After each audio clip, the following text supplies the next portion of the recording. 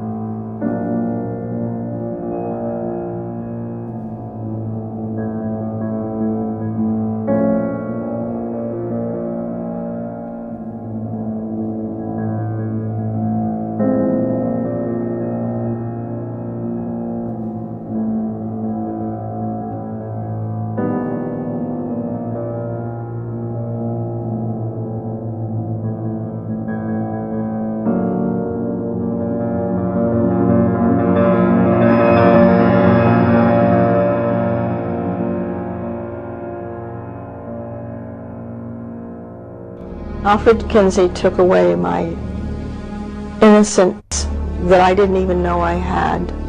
This woman, under the assumed name Esther White, says she is a direct victim of Dr. Alfred Kinsey's. Her grandfather, who went to college with Dr. Kinsey, helped Kinsey gather data on the sexual behaviors of children. When I was about 3 or 4, my grandfather molested me. And I didn't understand. He was angry at me and said, "Don't you ever tell your grandmother or your mother." I was conditioned to believe that the things that he did were loving and caring things. He was calling it lovemaking. I know now that it's molestation. I was constantly afraid because I didn't like what was being done. It was something I had to do because I had to be an obedient child. But I didn't like doing it, and there were times I went into convulsions. Esther remembers being questioned by Kinsey and members of his research team in her grandfather's home. I was told that this was a very important meeting, and I was going to meet a very important man, and that he was going to ask me some questions, and that I was to answer them correctly, and the questions would be, are you happy with your family? Do you love your daddy? And as they were about to leave, my grandfather reminded Alfred Kinsey that, what about the check? And Mr. Kinsey said, "Oh, I almost forgot. I had the check made out to you and your son, because I didn't know which way you would want to split it." I saw the check. I saw Alfred Kinsey hand that check to my grandfather. According to the Kinsey Institute's own figures, between 317 and 2,035 children were used in these types of sexual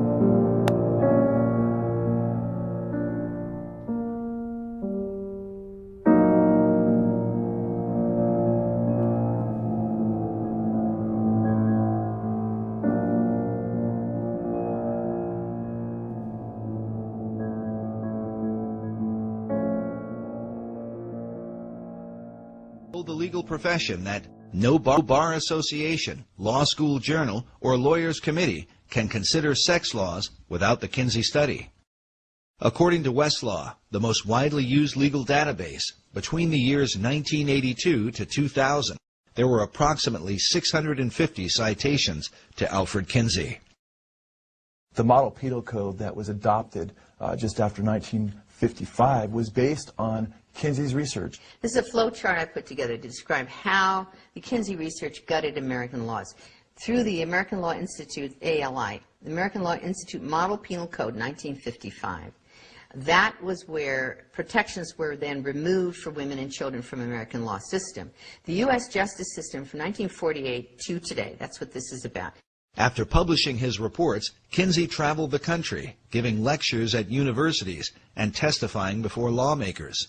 He was received as the leading scientific expert in the world on human sexuality. In particular, he discussed laws concerning sex offenders and the education of children. Of children, he said 100% are orgasmic from birth. Therefore, children can benefit from sex with adults and even incest, which is illegal, so we need to lower the age of consent. He was working toward making everything legal, but that's all right. Children need early explicit school sex education since they're sexual from birth, which was illegal at the time. Now it's everywhere. They need masturbation and hetero and homosexual acts to be taught to them, which was illegal, and now it's being taught. And about parole, Kinsey said that sex offenders rarely repeat sex crimes. Therefore, all sex offenders should be paroled, which is exactly what started to take place. Part of Kinsey's defense of pedophiles was that children were not really harmed by sexual contact with adults. Therefore, it made no sense to incarcerate pedophiles for lengthy prison terms. 1950, Rockefeller funded the American Law Institute Model Penal Code. 1952, a Harvard Law Review called for a code to change our sex laws in accordance with what Kinsey had objectively found. And then in 1955, the code was created and sent out to all legislators in the country via these important people, judges, lawyers, sociologists, lawyers, and so forth. And from there, that went. The ALI model, the sex offenses section, sent to states all over the country, adopted all or in part beginning in 1956 here and moving on to Illinois, to Minnesota and so forth, and all other states of the Union. As Dr. Reisman noted, the Model Penal Code was financed by the Rockefeller Foundation. Not coincidentally, the Rockefeller Foundation also financed the research of Alfred Kinsey. In the 1950s, a congressional committee was formed under Congressman B. Carroll Reese to investigate the influence of the large tax-exempt foundations, including Rockefeller. There was a huge concern at the time, in the 1950s, that the foundations were now being run by people with a strikingly strident a libertarian or liberal agenda, which resisted and resented the Judeo-Christian way of life. The late Norman Dodd was the director of research for the Reese Committee. In an interview recorded shortly before his death, Dodd stated that part of what the committee had learned was that the objective of the great foundations was to remove America from the values on which she was built, and to do so through the education system. What we had uncovered was the determination of these large endowed foundations, this Carnegie Endowment story and the Ford Foundation and the Guggenheim and the Rockefeller Foundation, all working in harmony toward the control of education in the United States. Dodd's testimony becomes an important issue when considering the direct impact of Kinsey's research on sex education in America. While the Reese Committee investigated many programs funded by the foundations, when it came to Kinsey's research, they were vehemently opposed by the late Congressman Wayne Hayes. That's established quite well in Renee Wormser's book on foundations, their power and influence, a book that no American who wants to understand what happened to our country should be without. Renee Wormser was the lawyer for the Reese Committee. In his book, Wormser writes that the committee had dug up some significant material about foundation support of the Kinsey projects. This brought Mr. Hayes into a steaming rage, he says, and he asked to see our entire Kinsey file. It was produced for him, and he angrily declared to Mr. Dodd that we were to go no further with this particular investigation, contending that every member of Congress would be against our doing so. Mr. Hayes stated emphatically to Mr. Dodd that he would oppose any further appropriation to our committee unless the Kinsey investigation were dropped. Wormser writes that as a result, the valuable material in our Kinsey file never saw the light of day. What was it in the Kinsey file that provoked such a response from a U.S. congressman? As we move forward, consider that the Kinsey data was partly paid for by the American taxpayers, who continue to fund the Kinsey Institute to this day. There's more going on in that institute. They have covered up so much. Some believe that if Kinsey's research had been exposed in the 1950s, the information might have sparked a second American Revolution. What was in the Kinsey file, and does that information continue to influence or even haunt America?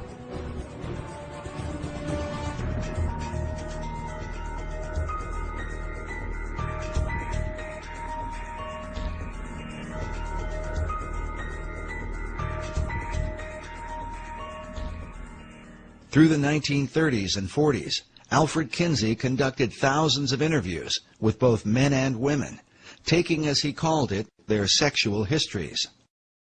The purpose of his study was to discover the sexual behavior of the average man and woman in America at the time. Kinsey was a professor at the University of Indiana in Bloomington. Despite his Christian upbringing, he would come to reject the Judeo-Christian belief of his family in favor of Darwinian philosophy, accepting the idea that man is simply a more highly evolved animal. Kinsey's expertise had been the study of the gall wasp. He spent years collecting and cataloging thousands of them. Noticing the countless differences in these insects, he concluded that such variations must also be true of human behavior. Upon interviewing thousands of volunteer subjects, Kinsey not only recorded data, but drew certain conclusions about the sexual behavior of men, women, and children. But was his research that of an objective scientist, or the intentional manipulation of a sexual deviant who wanted to remake the American male and female in his own image?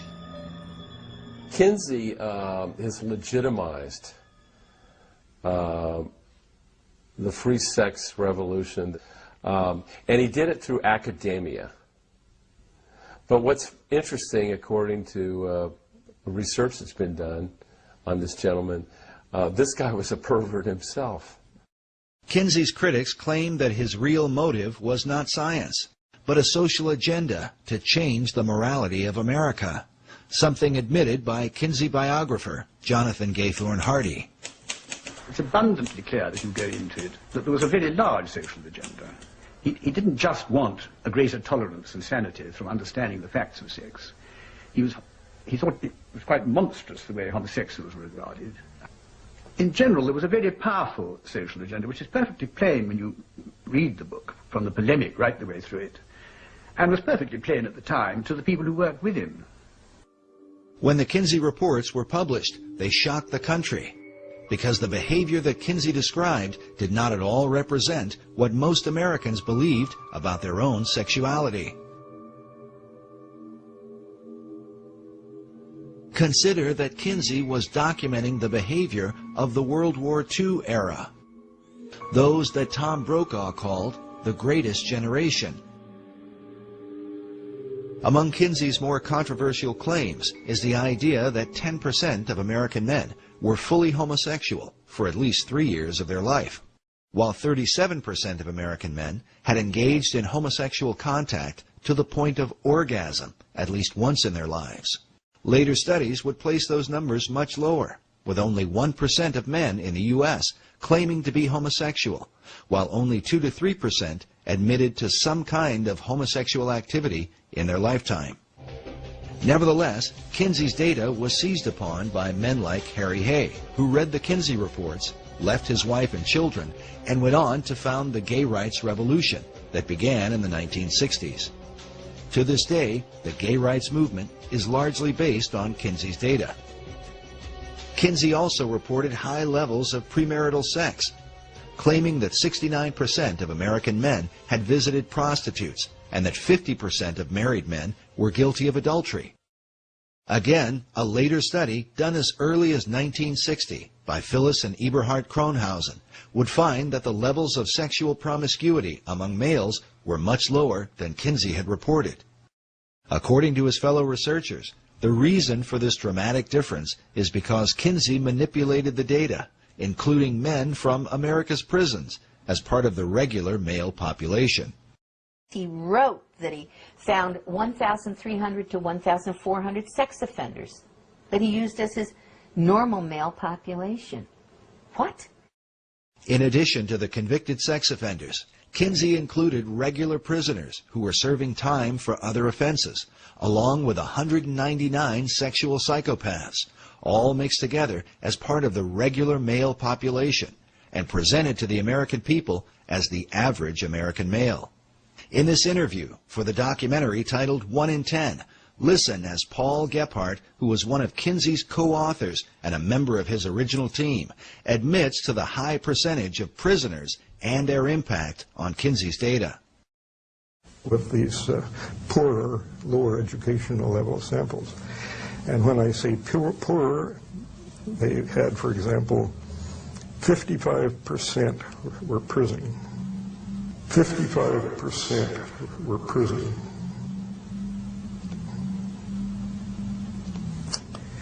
And I think that has a definite effect. We know, we didn't have enough non-prison people to do much of a comparison, but he didn't do a comparison. He simply took the prison people he got and used them with that less than college educated sample. But the trouble was, by, you might say, emphasizing the less than college educated sample, he introduced a lot of errors into the data.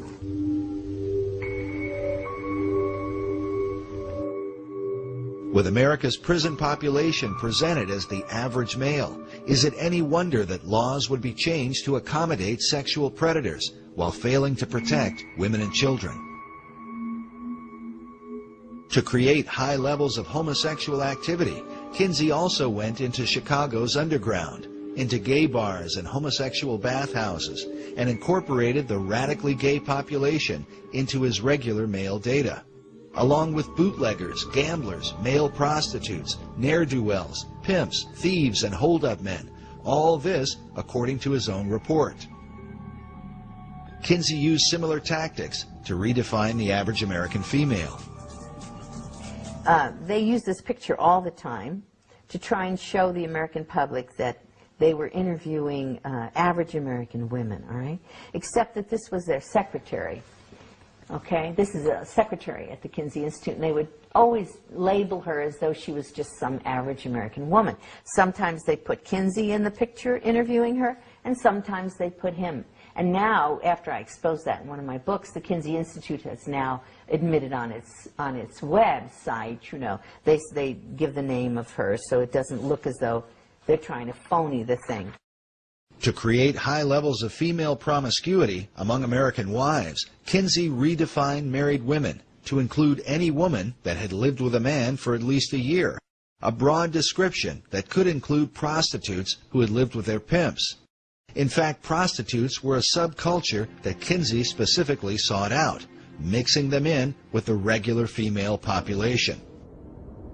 As a result, Kinsey's report stated that some 50% of American women engaged in premarital sex, while 26% of married women were supposedly involved in adultery. Kinsey went on to report that an incredible 87% of unmarried women were having abortions, while 25% of married wives were also aborting.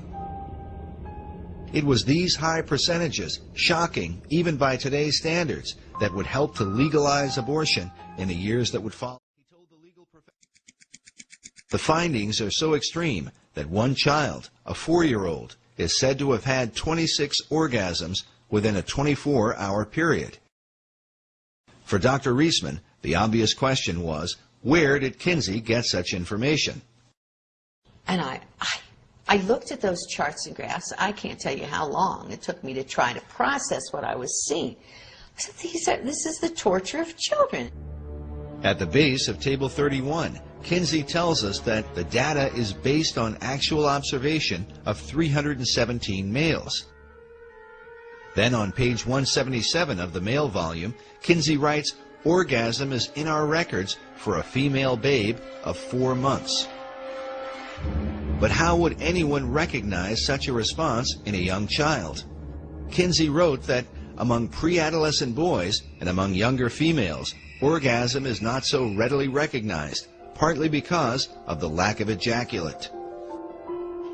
And so I said, what did this man, this Kinsey, call an orgasm? Right? I mean, it's an obvious question, isn't it?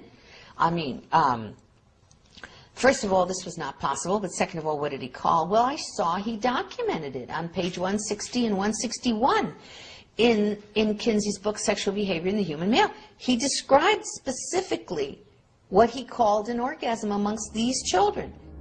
Kinsey defined orgasm for pre-adolescent children with the following description: a gradual and sometimes prolonged build-up to orgasm, which involves still more violent convulsions of the whole body, heavy breathing, groaning, sobbing, or more violent cries, sometimes with an abundance of tears, especially among younger children. And he said there were 6 categories. He called them 6 categories of orgasm, and he had category 1, 2, 3, 4, 5, and 6. And included in these categories of what he called an orgasm were screaming, writhing in pain, hysterics, especially among younger children. He put that in parentheses, especially among younger children, parentheses. He said that the children had convulsions. Those were his words. He said they fainted. He said they struck the partner. He called it the partner. This is the man who's raping the child. Okay. They struck the partner and tried to get away. And he said that those were all examples for him, of orgasm. Kinsey made it clear that this data was supplied by adult observers, who were defined as pedophiles by Kinsey's own team members, as you will hear later on. Kinsey wrote, "Some males suffer excruciating pain and may scream." The males in the present group, by which he meant pre-adolescent boys, become similarly hypersensitive before the arrival of actual orgasm, will fight away from the partner, and may make violent attempts to avoid climax, although, he said, they derive definite pleasure from the situation.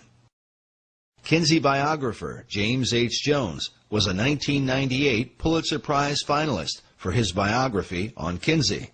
In the Yorkshire documentary, Jones had this to say about Kinsey's description of child orgasm.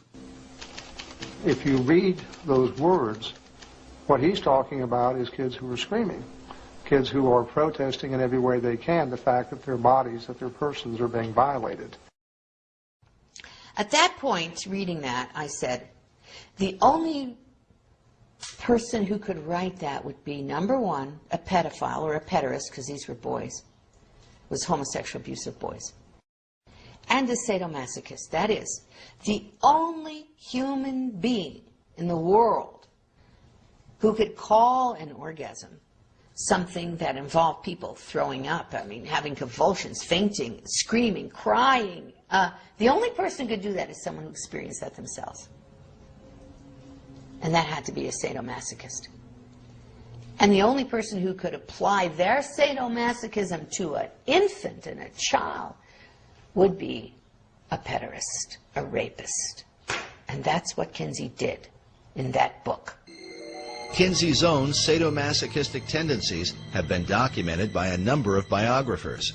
James Jones revealed that Kinsey once climbed into a bathtub and circumcised himself with a pocket knife without the benefit of anesthesia. Another account of Kinsey's extreme self-abuse came about when his research was under investigation. Jones reports that after the Rockefeller Foundation withdrew his funding, Kinsey went to a basement, tied one end of a rope to an exposed ceiling pipe and the other end around his scrotum, then stood on a chair and jumped off. The abuse that he inflicted on his organs, on his sexual organs, were very directly identified in his death. That was orchitis. That was a serious inflammation and disease that he inflicted upon himself that was basically involved in his final death. Now, the attempt to claim that Kinsey died of a heart attack is a perfectly reasonable thing to try to do. It's kind of embarrassing to say that the father of the entire sexual revolution, who has trained all of our sex educators in the United States of America, basically, died because he had so abused himself. If Kinsey's abuse had only been inflicted upon himself, his critics might be less likely to accuse him. But his abuse extended to children, the most precious members of our society. In this image, Kinsey seems to take a demented sort of glee in showing these young children a film of two porcupines engaged in a sexual act. He seems oblivious to the confused and even disturbed looks on the faces of these children. Was it this same lack of concern that enabled Kinsey to support and even encourage the most depraved sexual criminals? The evidence shows that Kinsey was not content to work with merely one pedophile, as Dr. Bancroft and the Kinsey Institute claim. Following the example of his mentor, Dr. Robert Dickinson, Kinsey set out to train his own predators, men who would collect information about what can only be called the sexual torment of children.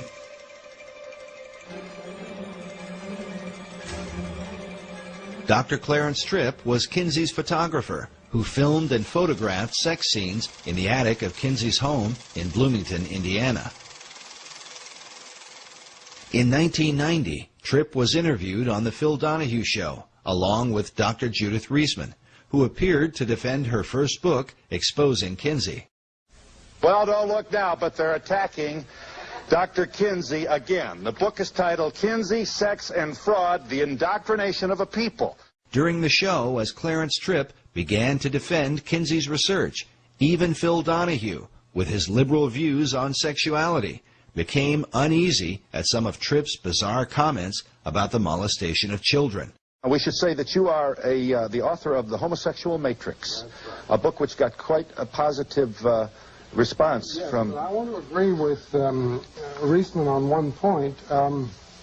I think we really ought to talk about the child stuff before we mix in the... Right, well, make your point, homosexual stuff. You know, we really shouldn't go too fast there. We want to savor that because it is wonderful. It's so delicious what she says. I want to draw you a picture of the image. The image is that the world-famous sex researchers, or Dr. Kinsey alone, it's not quite clear, are in a room, and they hover over a young child, less than a year old, and with their fingers or a feather, that's not quite clear, they tickle the genitalia and bring this kid to orgasm, who is screaming and hollering and possibly held down by chains. And drugged. It's all too glorious. Well, make your point. I hope that you don't. You're being sarcastic, but I want to make sure. I didn't mean to be sarcastic. You're saying this isn't true, that Dr. Kinsey or his colleagues did not. This is the man who was with me on Donahue saying, you got to stay with this. It's delicious what she says about what they were doing to the children. Dr. Reisman refused to go on Donahue unless he would agree to show Kinsey's tables, where the child sex abuse data is presented. Despite knowing about these tables, Donahue repeatedly insisted that no proof existed of child abuse in Kinsey's research. Nevertheless, he did show the data to his audience. Well, we're going to show. There. Now, now what is the point? You what is tell your me point? What is the point. 5 months old. What is it? I can hardly read it. What's next to that? Number of orgasms. Oh, number of orgasms, 3. Go down to the 4-year-old. Do you see the 4-year-old there? Yeah. There, bottom one. Yes. 4-year-old, 26 orgasms in 24 hours. Tell me, Phil. Does a baby sleep? Tell me, Phil. Does a baby sleep? Tell me if this is scientific. A baby sleeps for 8 hours? And You tell me how you get 26 orgasms for 24 hours.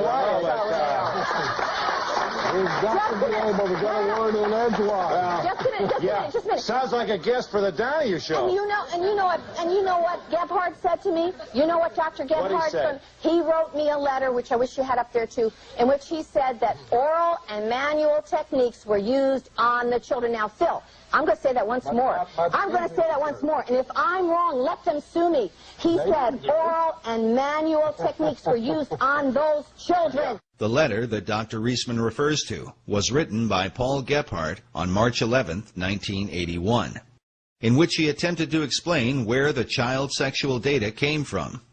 In this letter, he admits that multiple pedophiles were used in collecting information for the Kinsey reports.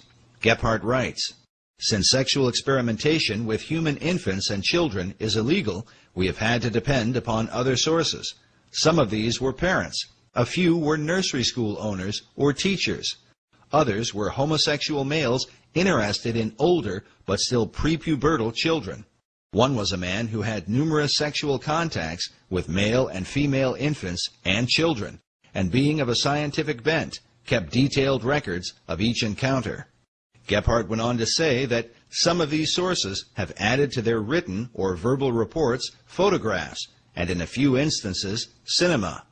The techniques involved were self-masturbation by the child, child-child sex play, and adult-child contacts, chiefly manual or oral.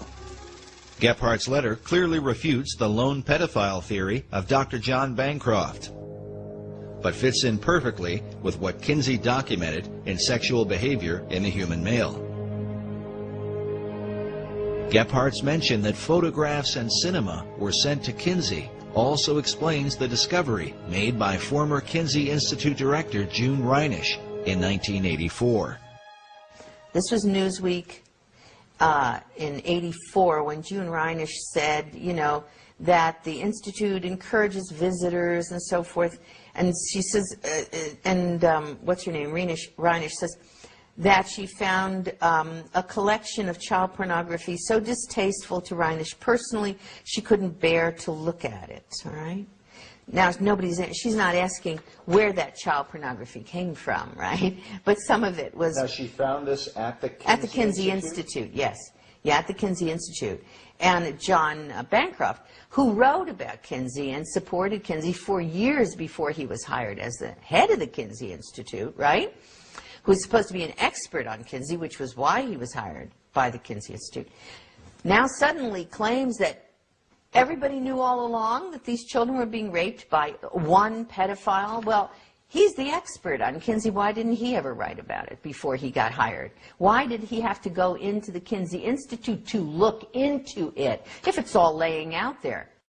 He knew that it wasn't a couple of pedophiles, which he said at one point. It wasn't one pedophile, which he said at another point. Kinsey said it was 9 pedophiles. That's what he wrote. And it certainly would have been at least 9, because we now know from Yorkshire Television that Kinsey was working with a group of pedophiles. There was also a pedophile organization in this country. They cooperated with us, and some of them who were not, of course, not incarcerated, they came and they gave us information. Dr. Reisman believes the pedophile organization mentioned by Gebhardt may have been the nucleus for what would become NAMBLA, the North American Man-Boy Love Association. While child molestation is a crime in any circumstance, the members of NAMBLA claim that their intentions are out of love for the children they molest. Yet this cover of a NAMBLA bulletin, which they called their back-to-school issue, paints quite a different picture. It shows a frightened boy cornered by 2 adult men who are about to force him into sexual contact, and is more consistent with the information found in the Kinsey reports, that children are in fact being raped and tormented by the pedophiles who prey upon them. To this day, NAMBLA looks to Alfred Kinsey as their inspiration, saying that gay liberation...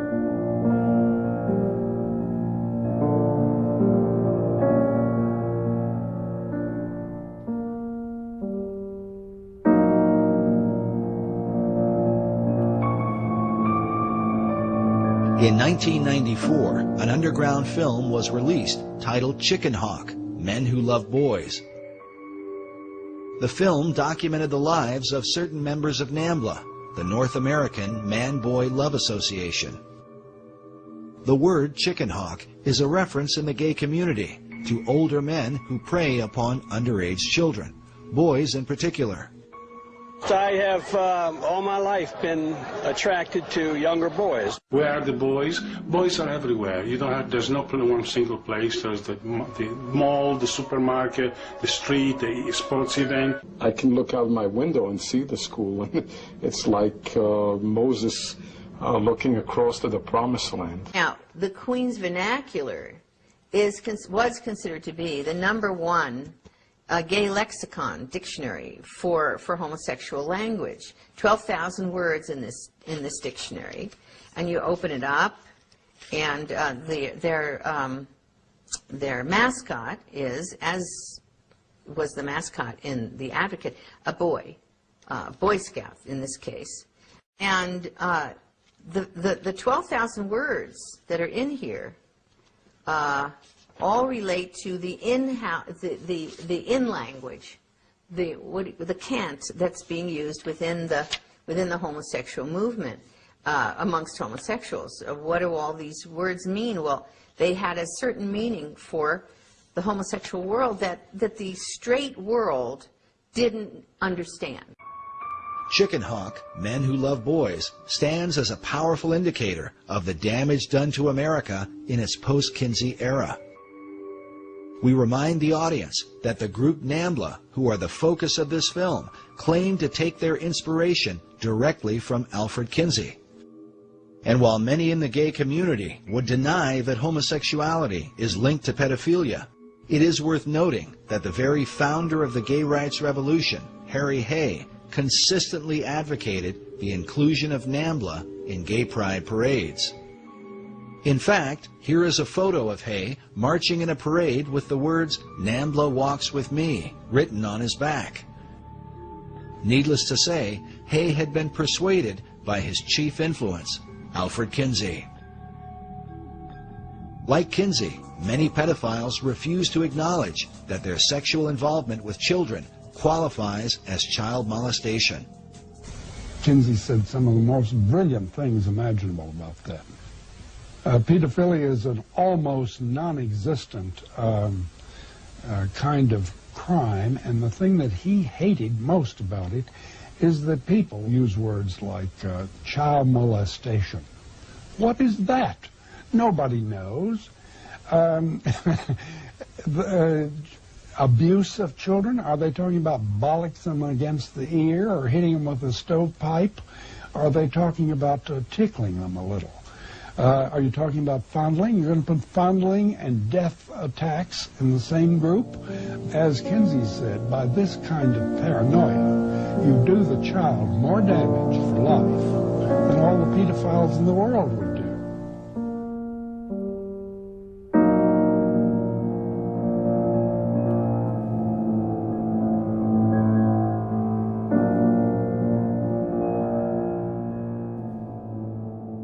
Kinsey's willingness to work with the devil at one point seemed to take on a very literal meaning. One of the interesting things I found several years ago in researching the Satanist Aleister Crowley was the influence that he has had on so many people here in the United States of America. And one of the men that he had influenced was Alfred Kinsey. After publishing his male and female reports, Kinsey began to travel abroad and study sexuality in foreign countries. In his book, Kinsey co-author Wardell Pomeroy wrote that Kinsey went looking for a prized item, the diaries of Aleister Crowley. Crowley died just a year before Kinsey's book came out. Crowley was a famous and highly controversial British occultist in the early part of the 20th century. His sexual exploits in bizarre and sometimes deadly satanic rituals had been exposed in the London newspapers.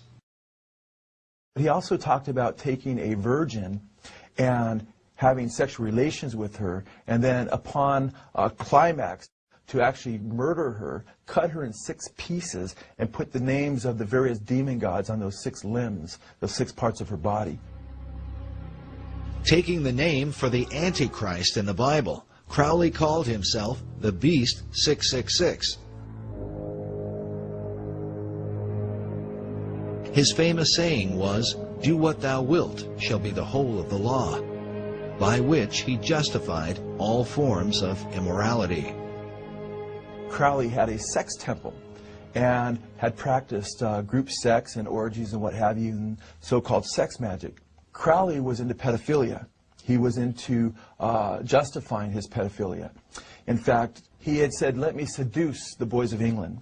He wanted to seduce them, and then he starts talking about sodomy and it should be acceptable. So, I mean, it was quite shocking, especially back then. Pomeroy wrote that Crowley was called by Lord Douglas the wickedest man who ever lived, and his sexual history alone was enough to earn him the title he gloried in, the Beast. Crowley kept a diary up to his death. 2 weeks after Kinsey tracked down these papers in England, he found himself in the temple that the Beast had founded in Sicily. Kinsey is pictured here inside Crowley's temple, known as the Abbey Thelema, where he performed his satanic rituals. On the wall is a picture of Crowley himself.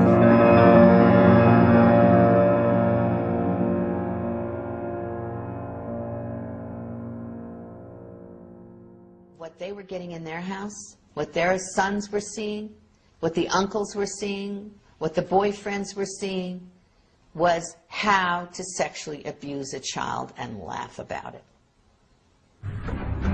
During World War II, the Nazis used cartoons to condition the minds of Germans against the Jewish people, creating an exaggerated and comical identity that ultimately led to their persecution and mass murder. Dr. Reisman believes a similar kind of conditioning has happened through the use of cartoon imagery that depict the rape and abuse of children. Children are being sexually assaulted, they're being trampled on, they're being kidnapped, they're being murdered. And I have all of those kinds of cartoons. Some of the following cartoons are disturbing, such as this image from Playboy of an infant child masturbating, with a title that reads, "Getting Off." Not surprisingly, the cartoon supports the Kinseyan view that children are sexual from birth. Children are often shown to be the aggressors, as in this image of a small child speaking to an older man with a candy cane. The caption reads, "No thank you, nice man. I don't want to go for a ride in your car. Why don't we just go up to my place and BALL?" This image from Penthouse has 3 young girls in conversation. The one with the candy cane says, "Yeah, and he gives you one of these just for straight sex, no deviations." This Playboy image is of a young girl putting her dress back on. She says to the older man in the bathrobe, "You call that being molested?" In this scene, a young girl is in bed with an older man. On the phone she says, "Hello, Mommy. I met this nice political leader from the moral majority on Capitol Hill." Incest is another prominent theme of the magazines. This Playboy image shows a young girl in bed with an obviously older man. The caption reads, "Everything's fine, Mama. Uncle William and I are playing a game called Consequences." Many scenarios involve characters that most children recognize, such as Santa Claus and the Wizard of Oz characters, in which Dorothy is either raped or molested by her companions. There are literally thousands of such cartoons, cataloged and analyzed by Dr. Reisman. These images have been published by the soft porn industry for more than half a century. But by far the most disturbing collection comes from Larry Flint's Hustler magazine. For years, Hustler published the cartoon Chester the Molester. It's part of a series in which this man was attacking children. The classic Chester cartoon is this one, where Chester sits naked in a chair with 3 young girls who have obviously been kidnapped, bound, and raped. The caption coming from the TV reads, "It is 11 o'clock. Do you know where your children are?"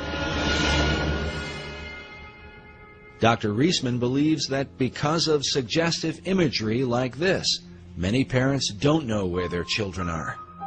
Sadly, some of them will never see their children again.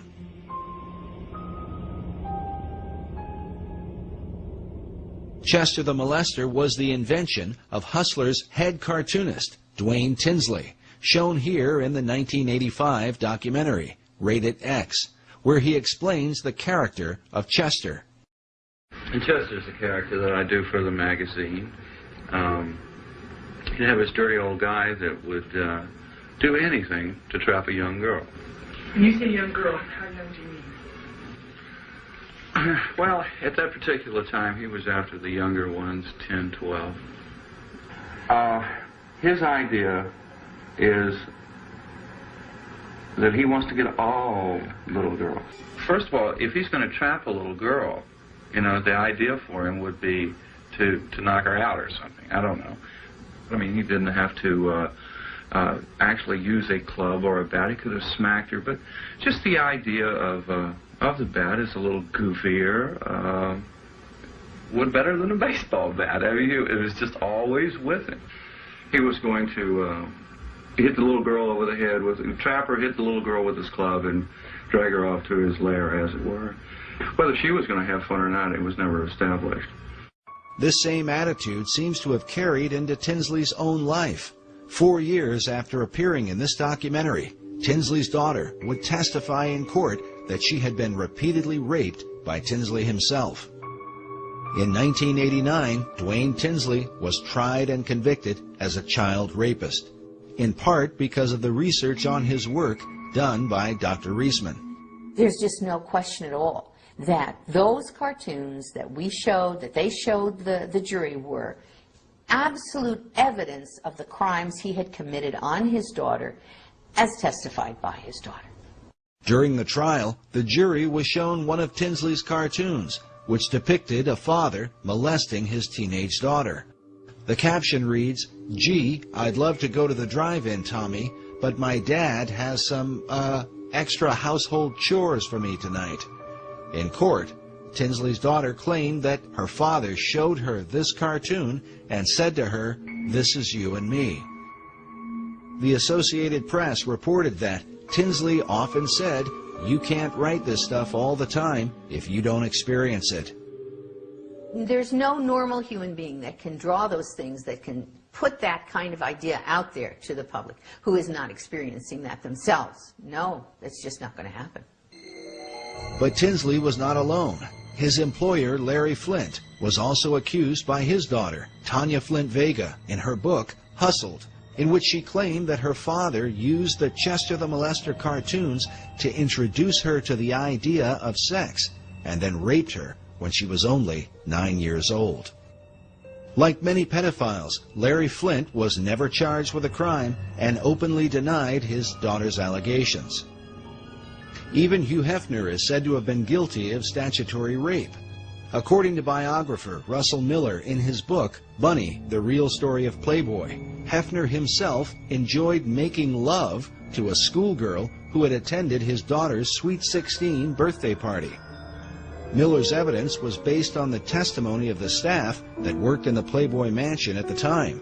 As with Larry Flint, Hefner was never charged with a crime.